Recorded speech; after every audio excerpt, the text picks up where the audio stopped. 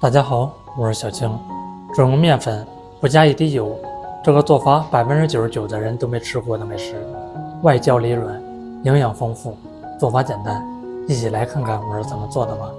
大碗里加入300克全麦面粉，50克燕麦片，30克南瓜仁，20克蔓越莓干，20克白糖，3克干姜末。先来搅拌一下，把里面的食材混合均匀。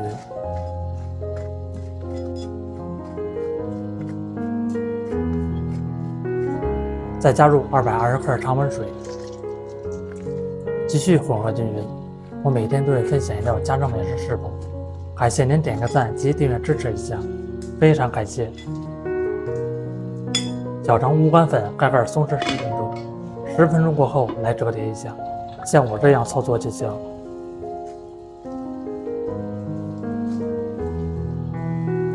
折叠2分钟就可以。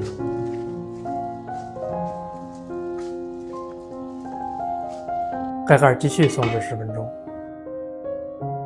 继续折叠，这个过程大概需要2次。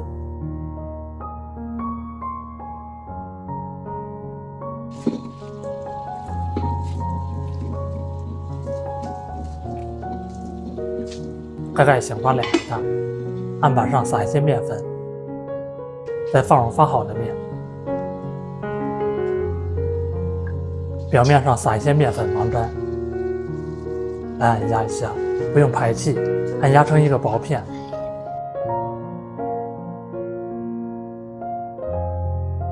再从2边对折起来，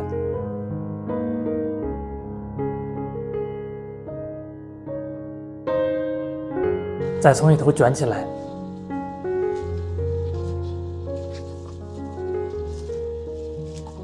两边再进行封口。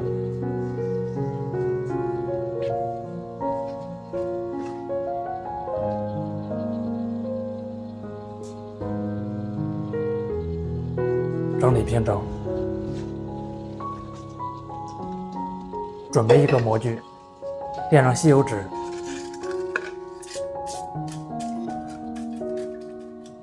侧面再刷上一层食用油防粘，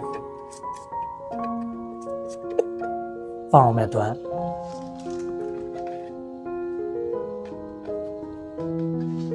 盖盖醒发10分钟。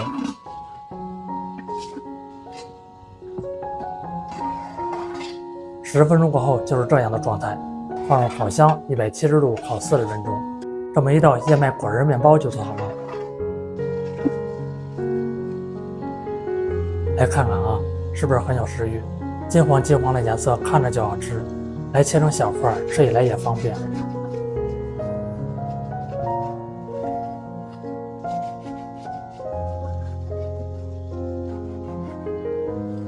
以后想吃面包了，就在家里做。